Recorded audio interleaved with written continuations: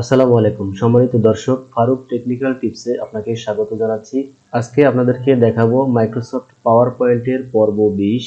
দেখাবো কিভাবে আপনি স্লাইড শো করবেন, অর্থাৎ আপনি যে স্লাইডটি তৈরি করলেন সেই স্লাইডটি আপনাদের যে দর্শক থাকবে বা প্রশিক্ষণার্থী থাকবে তাদের সামনে আপনারা কিভাবে উপস্থাপন করবেন।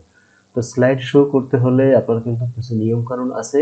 এই নিয়মকানুনগুলো যদি জেনে আপনি কাজটি করেন তাহলে আপনার জন্য খুবই সহজ হবে, অন্যথায় আপনার জন্য খুবই বিরক্তিকর হবে। তাই ফুল ভিডিওটি দেখার জন্য অনুরোধ রইল। ভিডিওটিতে একটি লাইক দিয়ে চলুন, বাকি ভিডিওটি দেখার অনুরোধ রইল। তো আমাদের ধরেন এখানে অনেকগুলো স্লাইড রয়েছে, এখানে এক একটি স্লাইডের এক একটি কালার দিয়ে রাখছি এজন্যই যে আপনাদেরকে বোঝানোর জন্য একটু সুবিধা হয়, এজন্য বুঝতে সুবিধা হয়। ঠিক আছে, তো আপনারা চলুন, এই যে স্লাইড শো, এই স্লাইড শো অপশনটিতে আমরা ক্লিক করে দিলাম। দেওয়ার পর এখানে দেখেন কতগুলো অপশন আছে। এই অপশনগুলোর কাজ কি, এইগুলোই মূলত এই ভিডিওর মাধ্যমে আপনারা সব জানতে পারবেন। তো ভিডিওটি খুব বেশি বড় হবে না, একটু ধৈর্য সহকারে এ টু জেড দেখার জন্য অনুরোধ রইল।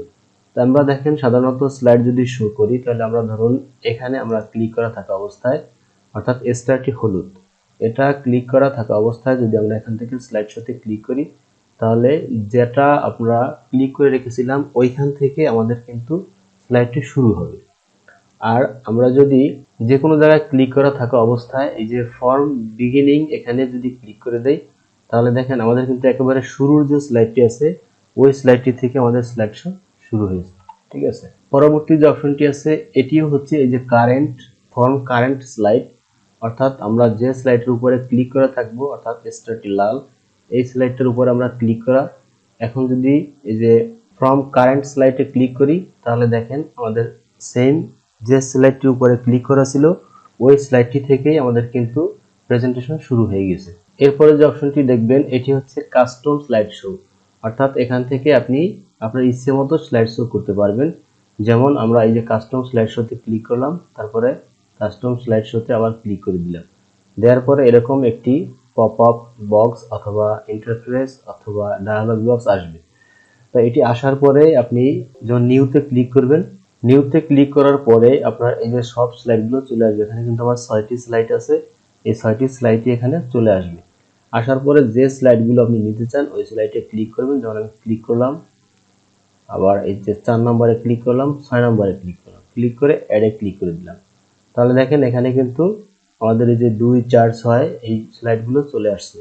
এটাকে চাইলে আমরা কিন্তু উপরে নিচে নিতে পারি। যেমন এখানে এই যে আমরা ক্লিক করে দিলাম, তারপরে ডাউন, এই যে দেখেন 4 নম্বর নিচে চলে আসছে।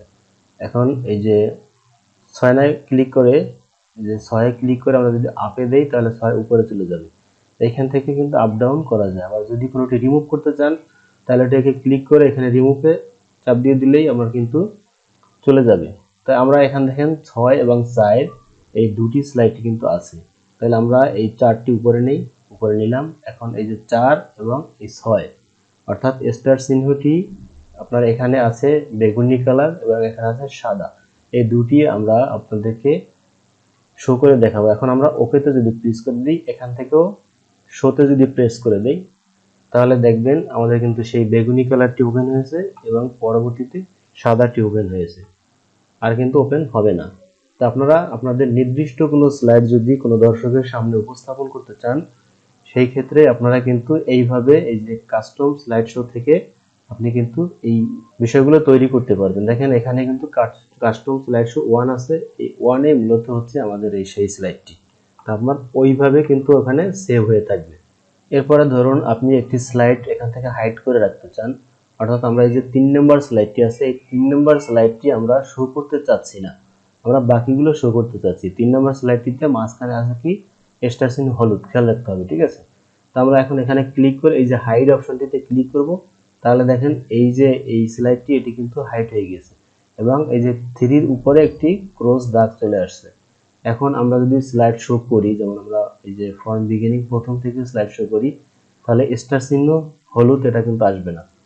ক্লিক করলাম, দেখেন আমাদের ব্ল্যাক আসছে, রেড আসছে, বেগুনি আসছে, আর তারপরে এটা আসছে এবং পরবর্তীতে সাদা আসছে, আমাদের হলুদটি কিন্তু আসলো না।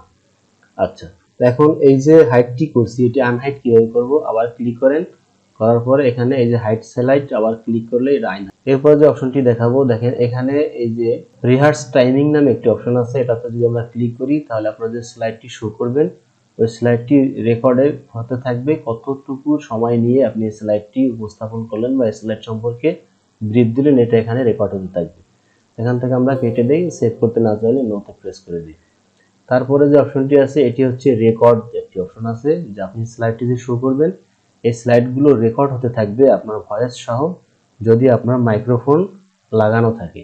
তাহলে দেখেন আমি রেকর্ডে ক্লিক করে দিলাম, দেওয়ার পরে এখান থেকে এই যে কারেন্ট স্লাইড দিব নাকি ফ্রম বিগিনিং দিব, মানে শুরু থেকে করবো কিনা, তাই আমি ফ্রম বিগিনিং এ দিয়ে দিলাম। এখন দেখেন এখানে কিন্তু আমার এরকম একটা ইন্টারফেস আসছে। এখন এখান থেকে আমি কিন্তু রেকর্ড করতে পারবো।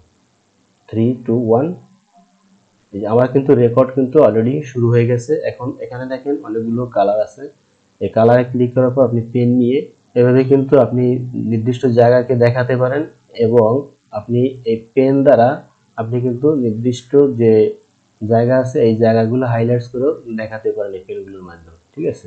এবং এখান থেকে ইরেজার দ্বারা এগুলো আবার মুছে ফেলতে পারেন সহজেই।